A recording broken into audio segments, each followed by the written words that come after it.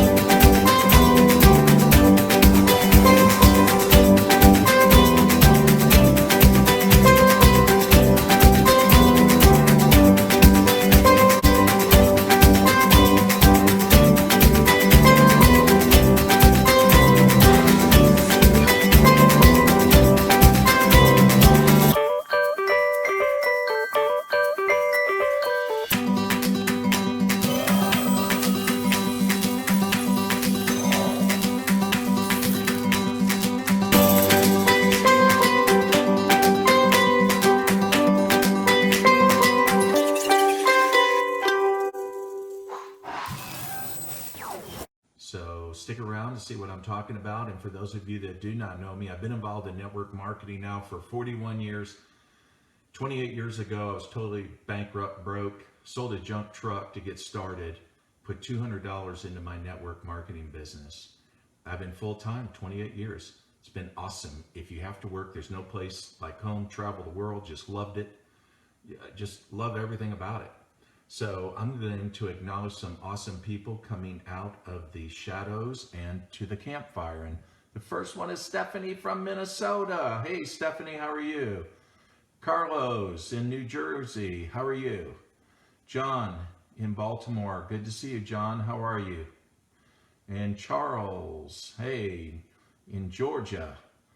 And Jody in Alabama. Yeah, you did catch me live. And Flavio in the country of Ecuador. And then we have George in New York City. Good to see you, George.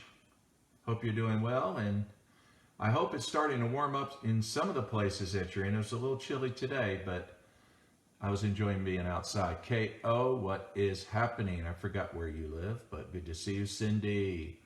Good to see you. How are you? And anyway, but it was nice to get out in the beautiful blue sky today and not wear a mask, just be out and breathe the country air. It's wonderful. You know, it really cracks me up. KO says, Japan. Okay, good. From the country of Japan. Good to see you. So it's morning there, so I'll say good morning to you. Yeah, so... You know, I was going to say it cracks me up. Oliver, nice to see you. Cracks me up when I see people driving their cars and they're by themselves and they're wearing a mask. I'm like, what? That is so messed up. People still don't really understand the whole thing, do they? But I hope all of you guys are doing great. This is Friday night. It's usually Q&A night. And Lisa, nice to see you. Good to see you. The Buckeye State. Now she's testing us. So that's Ohio, right? I had to really search my memory, okay? We'll see. And Edward, hey, in Jakarta, Indonesia, good morning. Dr. Edward, I hope you're doing well, my friend. Nice to see you. So how many of you are in Clubhouse and or have the app yet? That is probably one of the hottest social media platforms right now, Clubhouse. So if you don't know too much about it, you can always reach out to me if you get lost. Seems like there's, I don't know if there's another Clubhouse app, but it's yeah, Clubhouse. I was in well, for those of you that are not familiar with it, okay, what's great about it is people are doing something they don't normally do in social media. That is, be social. That is, have a conversation. There was a time in my business years ago when I prospected people, we actually talked. We had conversations, okay? And when I built teams, we had conversations. I still have conversations with my leaders, of course. But what I'm saying is people have gotten away from that when they got into more of posting, texting, things like that. But they're not talking. We're not talking right now. I'm glad you're here. But if we were in Clubhouse, we could be talking. And so that's the cool thing about Clubhouse. So today, if you, again, you have to be invited. You have to be invited by somebody who already has it. So you can't, it's not like Facebook that you can just join it. And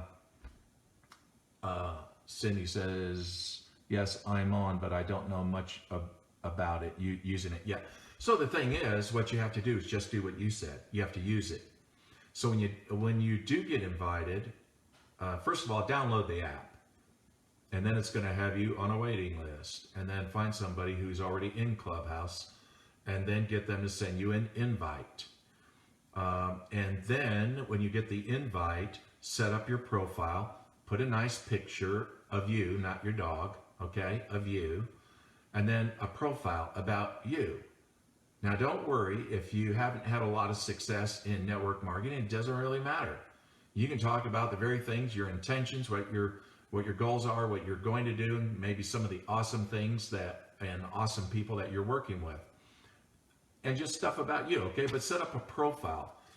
The reason why is because the way Clubhouse works, it's a platform of basically rooms.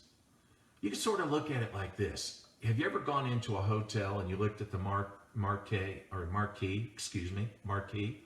And on the marquee, you can see some of them are electronic, right?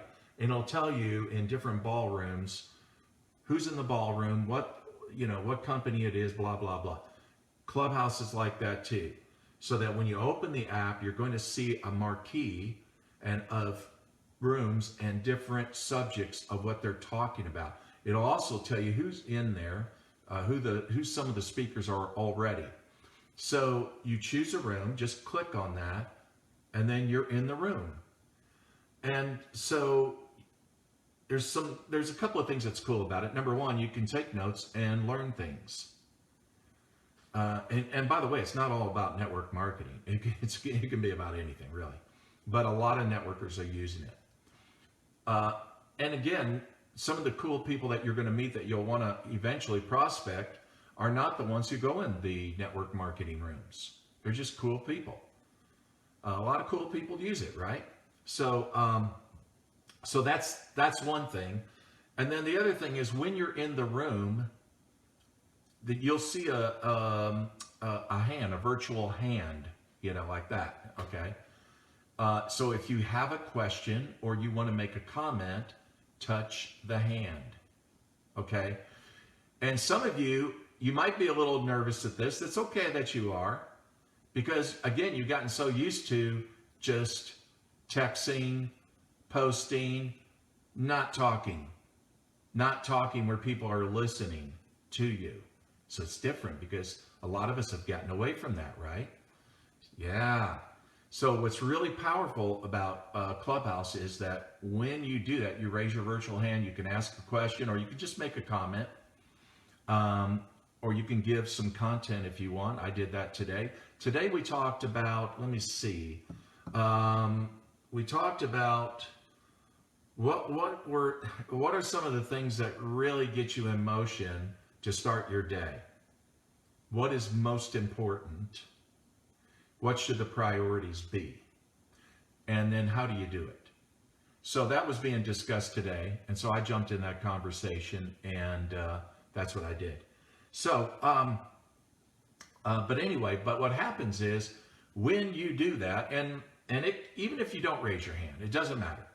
People would get curious because in the room, you're going to see all these faces with, first name, just the first name of the person, right? If you touch that face, then their profile will come up. You can choose to follow them, okay? You can choose to follow them. And if and also you'll notice that in your profile, you can hook your Twitter account and your Instagram to it.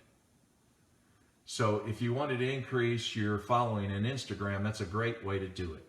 I mean, I think after I spoke today, and I haven't been in Clubhouse as much as I want, I plan to do more. I mean, it's crazy. I see some people that, they got 20, 30,000 followers already. So, anyway, what you want to do is simply build your following, connect with people, and then again, people are going to get a sense of what you're about. They're going to get a sense of you as a person, and hopefully they're going to be attracted to reach out and want to work with you.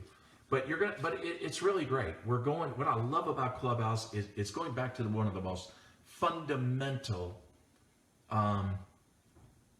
important things if you want to make your business work, and that is you're going to have to establish relationships, and I don't know how you can do it with just texting. Talking, people need to hear your voice. Something about the tonality, the character in your voice. It tells them a lot about you. It really does. So I'm big on Clubhouse. I think Clubhouse is really going to be awesome. So I titled this, "You Will Never Win at This." And when I talk about that, what am I exactly talking about? In network marketing, we go through 3 phases, 3 stages, if you will. And the first being what I call the impossible phase. The second being the imposter leader phase. And the third is the unstoppable leader phase. Those are the 3. So let's just go and do a run through it. Hopefully you're going to get value, and you can share this to your leaders so that they can get value. But here's the thing. The thing about the impossible phase, leader phase, it's not that you cannot be successful in network marketing, that it's impossible. I would say it is impossible if you don't consider who the people that you surround yourself with, who they are, the influencers. Proximity is everything. Tony Robbins teaches that. Jim Rohn taught that you'll be the average of the 5 people you are influenced by the most. So, when we think about this, we've gone through a lifetime of wanting to fit in. In other words, we wanted to please those around us. Nothing wrong with that. Our friends, our family, our workmates, our schoolmates, whatever. And it's a safe space when you got enough friends that are going to support you through in life, right? But the thing is, there comes a point for most of us, and I went through this too, because I went through high school. I was a rebel in high school, big rebel, long-haired hippie, rock drummer, into drugs, everything. And I was reading philosophy books, trying to figure life out, trying to figure everything out. But it just didn't make sense to me. I'll say, okay, I go get this education, then I beg somebody for a job and hope he doesn't fire me. And if I can stick it out 40 years, then I got to go watching a retirement, right?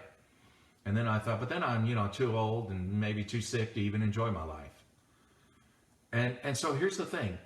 When you come around to that kind of thinking, and that's what led so many of you to look at network marketing, there's a voice inside you that says, I know you're trying to please everyone else, but I want you to listen to me. The voice inside, that is the voice inside you, right? I want you to listen to me, because what they want, I don't want. What they're willing to do, I'm not willing to give up. What they're willing to be is not me. I want a different life. I want more. And that doesn't make me selfish. And it doesn't make them wrong. It's just that I'm different. I'm different. And that's the path of an entrepreneur. The path of the entrepreneur is he wants to control and be in control of his life. Now, what happens is when you share the thoughts of that voice with your people, your friends who've been influencers in your life, and that's not congruent with their set of values or beliefs, then you got a problem. Now, some of them are not bad. Some of them actually want to save you from making a bad mistake because they've either experienced, maybe they were in a company and it didn't work out, or they heard stories and they didn't like the stories, and they're trying to prevent you from having a bad experience, or they just have they're just judgmental about the whole thing, right? So they're not necessarily bad people, okay? On the other hand, they're not your cheerleaders. But it's a matter, there comes a point where you have to just set them down and say, look, I love you, man. I love you, but this is what I want to do, and I want you to support me. You don't have to join me. I wish you'd use my product. I wish you would. I wish you'd be at least a customer. But I want you to support me. And after that, if there's resistance, criticism, then you got a choice about who are your friends. Who are the people that you're going to spend your time with when you do have extra time? You have to make that call. Again, go back to what Jim Rohn said. You'll be the average of the 5 people that influence you the most, that you hang with the most. You'll be the average of that. Do you want to be average in a bad average, or do you want to be the average of something great? Who were Jim Rohn's influencers? When you think about it, Earl Nightingale was one. I don't know if you remember back then. Yes. I mean, I'm 65 years old, so I remember that he had mentors. Earl Nightingale was one, that baritone voice. You can Google that audio, The Secret, listen to it, see what you think about it. It's pretty awesome. I loved his voice. But yes, he had mentors. So those were the people that he hanged around with, who he gave his time with, that he worked with. So the thing is, just understand this, that if you don't make that choice, and if you continue to get around people that are going to poison your well, then you're not going to do so well in network marketing. And don't hate network marketing for that reason. It's hard to perform well when you don't have cheerleaders, when you don't have people supporting you. It's important to have the right people around you. So now, here's the other thing. And this is something I want you to remember too. And this is what I see going on all the time. And remember this is a truth, that you're never going to be respected by people who envy your success. You're never going to be respected by people who envy your success. So even when you start having success, and those people who didn't cheer you on see that, don't try to win their praise. Many of them are just going to envy you. And you're going to seek their approval again, and you're not going to get it. That's really the first phase. It really is. And I've seen people do that. They work hard to get that respect. I know. Even from some of the family members you have, maybe, I know. I know that's hard. You want that respect. But again, think about it. With many people, again, they're judgmental. They believe that anybody who earns 6 or 7 figures in a profession like network marketing, and you didn't go to a university, you didn't spend 4 years, 8 years, whatever, to get a degree, and you're earning that kind of money, that's wrong. That's wrong. That's the attitude. That's the attitude of many. That's the attitude of some people in government, the way they look at our profession. So the thing about it is, just understand that when you try to argue that, you're never going to win it. You're never going to win that argument. You will never win at this, which is why I titled this message, this video, you'll never win at this. You'll never win. You'll never win them over. The best thing to do is leave them alone. It is what it is. And you're never going to be able to change that. So again, the first stage is pay attention to your voice. Don't worry about what other people think. And quit trying to seek their approval. That's number one. Okay? So the second stage is the imposter leader. The imposter leader is like two phases in a way. The first phase of the imposter leader, this is what you go through. If you stick with this long enough, and I hope you do. The first phase of the imposter leader is when you have worked hard and you earned it. And all of a sudden, because of your enthusiasm about your product, and you shared it with so many, and you taught them how to do that as well, the next thing you know, they look to you now and they say, you're the leader. And you're going, they're saying, no, you. I don't have any experience about being a leader. I remember when I went and I did my first meeting, I was so freaking nervous to talk in front of a group. So nervous. Drove me crazy. So the thing about it is, it's okay. Understand everybody goes through that. Everybody goes through the imposter leader phase where just because we are enthusiastic and now we have a group that now we got to lead, what should I do? Here's the thing. Don't run to or turn it over to your upline to do that. Step up. It's uncomfortable. That's okay. You're going to grow through it, and you're going to be glad you did, because it's going to change your life, because it's going to affect all areas of your life when you do. It's going to affect your marriage. It's going to affect you as a parent, if you have children, you're in your community, everything. So that's the thing. Just go with it. And what you don't know, ask. Just ask your upline, talk to people in your company. That's all you need to do.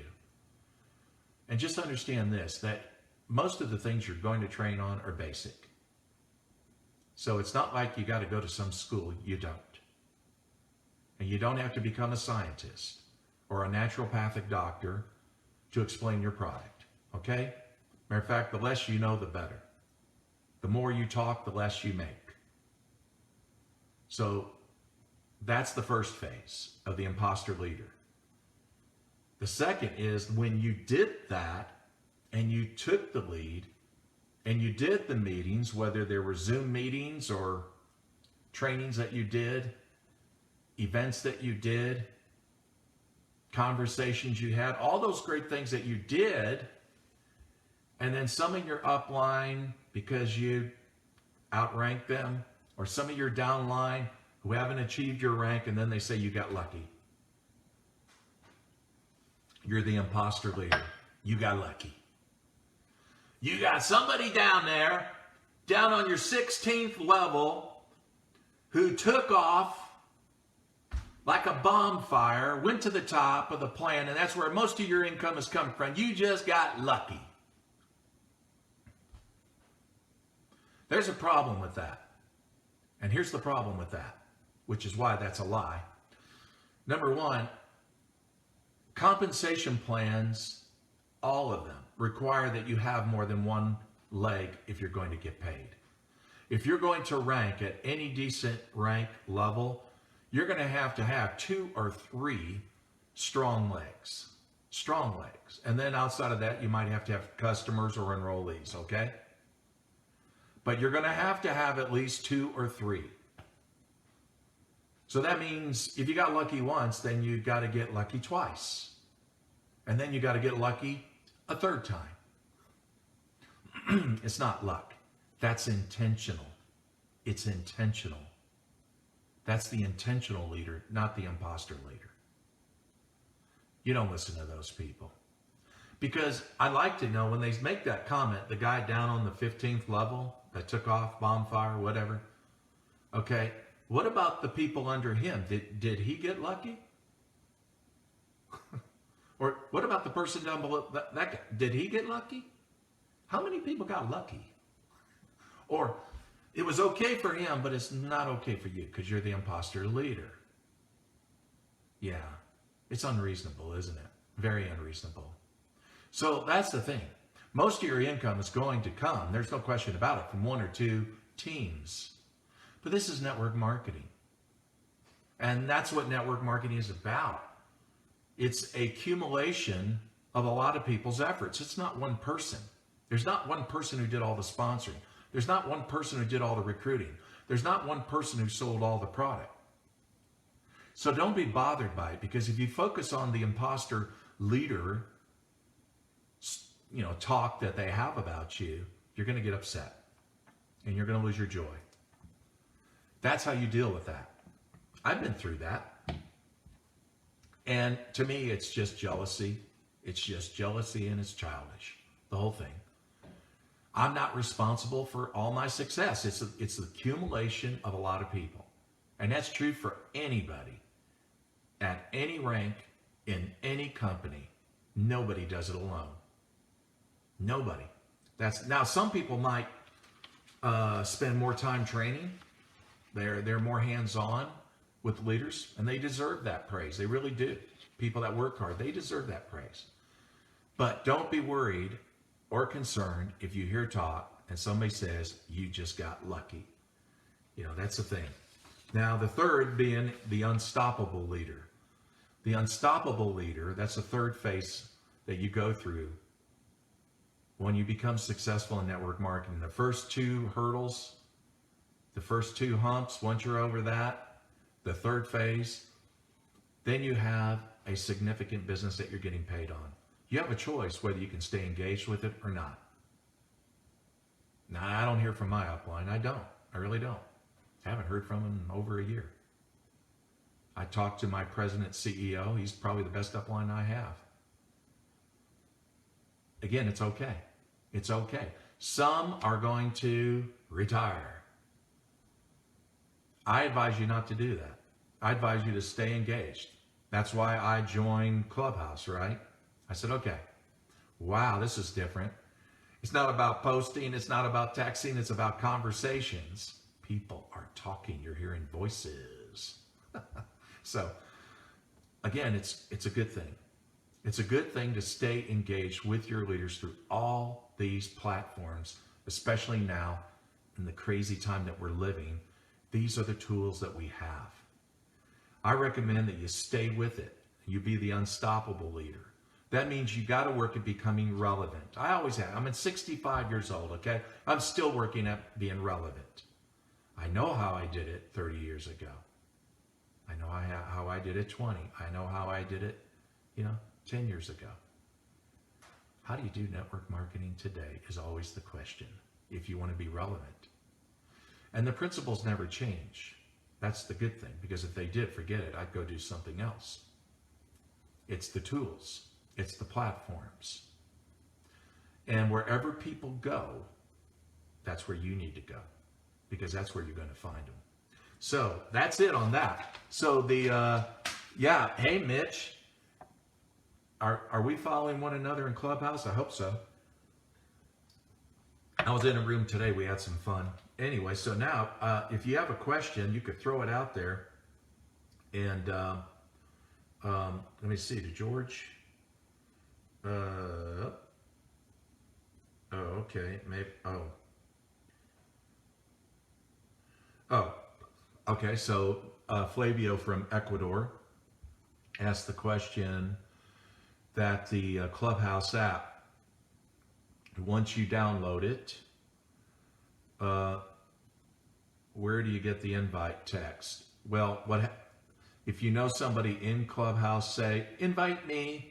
And keep in mind, we're limited to our invites, okay? So, like, they're very smart people in the way that they set this up for engagement. That's for sure. So, for example, once you join, I think you got 3 invites that you're given. I could be wrong on that, but I think it's 3 invites. And then after that, it's all based on your participation. So if you raise your hand and asked a question, or you spoke, then you're given more invites. If you set up a room which you can do. Let's say you want to set up a room, and the title is Mastering the Basics in Network Marketing. Okay. And then you can invite and some of the leaders that you know, or some of the people in Clubhouse that you're friends with, and they can help you in that room. It's nice to get some help because then you're not doing all the talking, right? And then what happens is once strangers start coming in your room, they'll ask questions, or somebody might raise their hand, and you can bring them up on stage. We call that bringing them up on stage. That means they're simply meaning that they're going to speak. They're going to say something, okay? Now, if they're totally crazy and like nutso, you can put them back in the audience with just a click. It's not a problem. So don't worry about that. So you're not going to be embarrassed, okay, if you got some weirdo that came out of the audience and talking a bunch of nonsense, okay? I haven't really had that happen. I haven't seen that yet. So, but I'm sure it's coming. I'm sure it's coming. But the more you participate, then you're given more invites. And that's it. So, yeah, I like it. I like it a lot. So don't get frustrated if it takes a little time for you to get that invite. Like right now, if I was to send, I don't know if I have any invites left in Clubhouse. Let me see. Nope, not yet. No invites, man. Okay, but I've sent out 7 invites. This is what I don't like about Clubhouse is when I send out the invite, if they don't accept it, it's just sitting there. It's a wasted invite. So that's another thing I learned is that if you're going to send somebody that invite, talk to them first, see if they want it. Don't waste it. I wasted a lot of mine, okay? But I'll get some more back, hopefully by this weekend. So if you have a question, did I miss anything? This is Friday night Q&A. It's usually Q&A, right? So,